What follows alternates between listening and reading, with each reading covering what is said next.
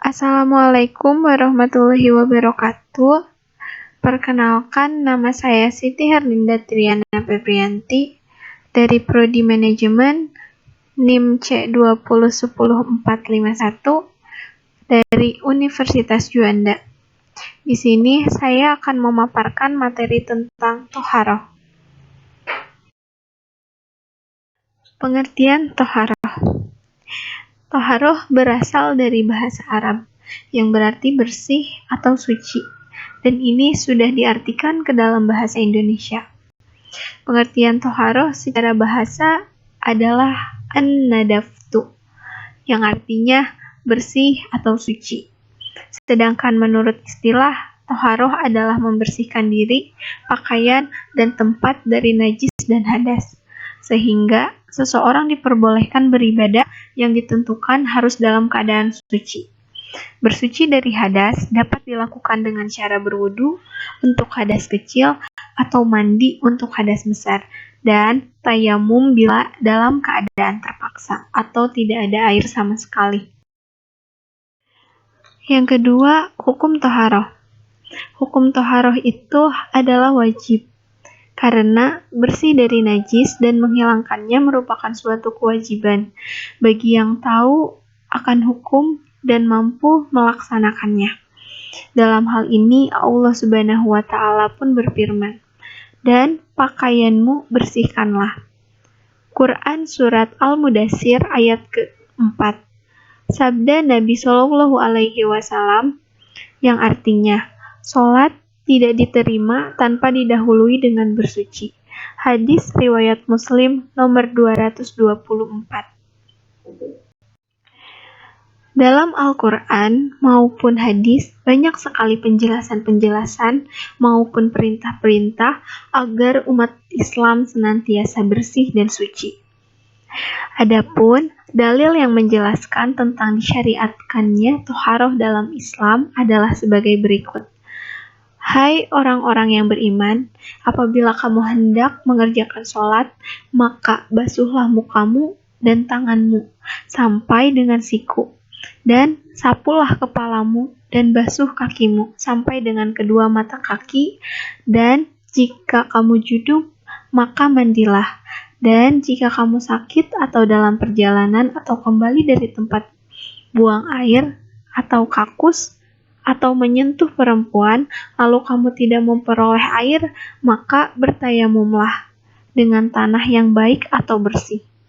Sapulah mukamu dan tanganmu dengan tanah itu. Allah tidak hendak menyulitkan kamu, tetapi Dia hendak membersihkan kamu dan menyempurnakanmu nikmatnya bagimu, supaya kamu bersyukur. Dikutip dari Al-Quran Surat Al-Ma'idah ayat ke-6. Yang ketiga, syarat-syarat wajib toharoh. Yang pertama Islam, yang kedua tamyiz, yakni pintar. Dalam masalah toharoh tidak disyaratkan baligh atau batasan usia. Batasan tamyiz adalah anak sudah bisa mandiri sekira ia mampu makan, minum, istinja, dan kebiasaan lainnya sendiri. Yang kedua, tidak ada perkara yang menghalangi sampainya air ke anggota yang dibasuh seperti lilin, minyak yang menggumpal, cat tinta, dan lain sebagainya. Yang ketiga, menggunakan air yang suci dan mensucikan. Apabila badan, pakaian ataupun suatu tempat terkena najis, maka ia wajib dibersihkan.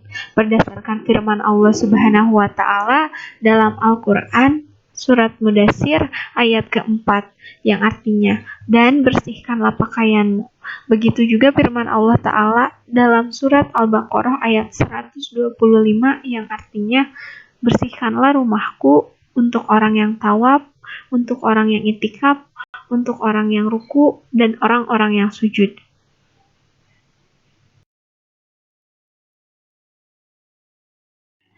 Yang keempat, tata cara toharoh. Tata cara toharoh itu dibagi menjadi 3. Yang pertama, mandi wajib. Yang kedua, berwudu. Yang ketiga adalah tayamum. Yang pertama, mandi wajib. Mandi wajib adalah salah satu bentuk toharoh yang dilakukan untuk menghilangkan hadas besar, seperti haid nifas dan keluarnya sperma. Mandi wajib dilakukan dengan mengalirkan air ke seluruh tubuh dari ujung kepala hingga kaki. Niat mandi wajib adalah nawaitu ghusla li rafil hadasil akbari fardolillahi ta'ala, yang artinya aku berniat mandi untuk menghilangkan hadas besar fardu karena Allah Ta'ala. Yang kedua adalah berwudu. Dengan berwudu dilakukan untuk menghilangkan hadas kecil ketika hendak melaksanakan sholat. Dalam Islam, wudu termasuk ke dalam syarat sah pelaksanaan sholat. Niat wudu adalah nawaitu wudu alirafil hadasi asguri fardu lillahi ta'ala. Artinya, saya niat berwudu untuk menghilangkan hadas kecil karena wajib karena Allah Ta'ala. Yang ketiga adalah tayamum. Tayamum itu adalah cara bersuci untuk menggantikan mandi dan wudhu.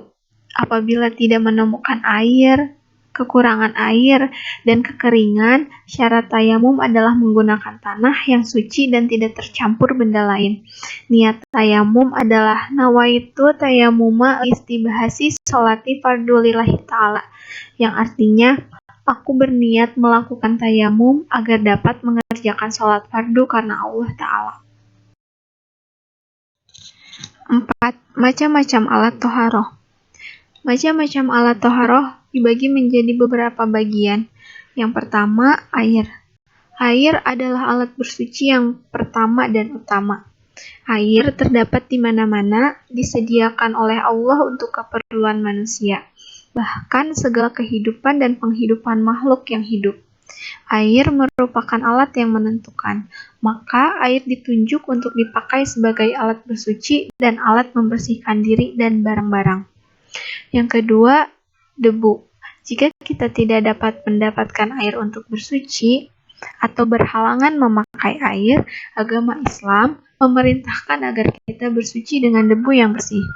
Bersuci dengan debu yang bersih disebut juga dengan tayamum.